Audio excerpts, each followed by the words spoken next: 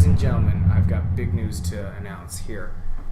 The library where I do all my hauls, let me tell you a bit of a story here.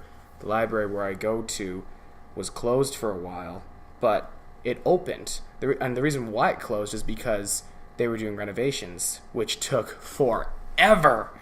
Took the whole fall. But now, as you can see,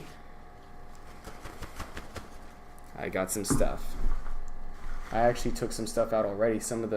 I rented so many stuffs, I couldn't really fit it all in the bag.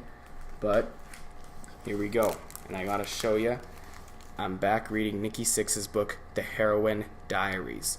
Awesome book.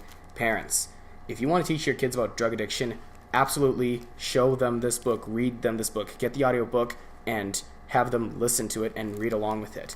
Tell them that they really need to listen, because this is the thing.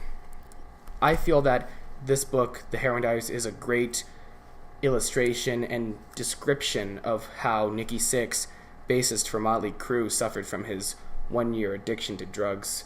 And I think that reading this can actually teach people the dangers of addictions. Also, because I love The Simpsons a whole lot, I rented The Simpsons Treehouse of Horror, Hoodoo Voodoo, Bwahahaha. As you can see, Bart is still a little bit angry with Homer.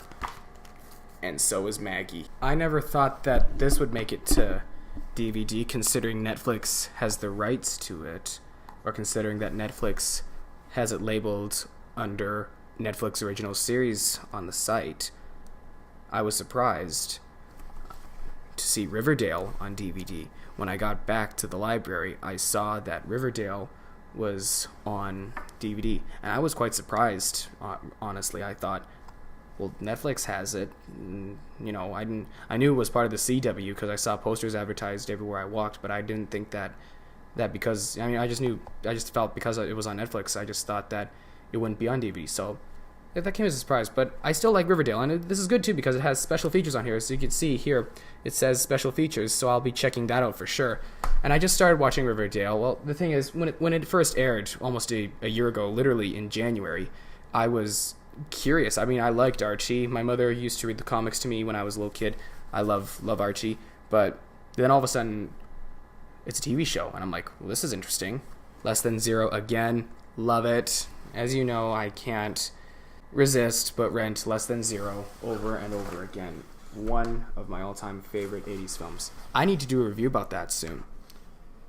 And I also got Tex again. Didn't see Tex when I first rented it.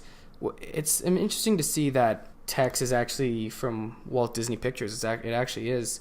If you actually read it, it says Walt Disney and then Tex. This isn't from the 50s, it's from the 80s. Before this part is over, there's The Odd Couple. Never saw The Odd Couple before, just so you know. I only saw bits and pieces of the TV series of the same name, which aired in the 70s. Walter Matthau and Jack Lemmon, famous for working together quite frequently. And they were no strangers for working frequently already, because they had starred in a few films prior to The Odd Couple, which came out in the late 60s. That one I have to see, because I also saw Jack Lemmon and Walter Matthau in Grumpy Old Men. Grumpy Old Men, one of my favorite 90s comedy films.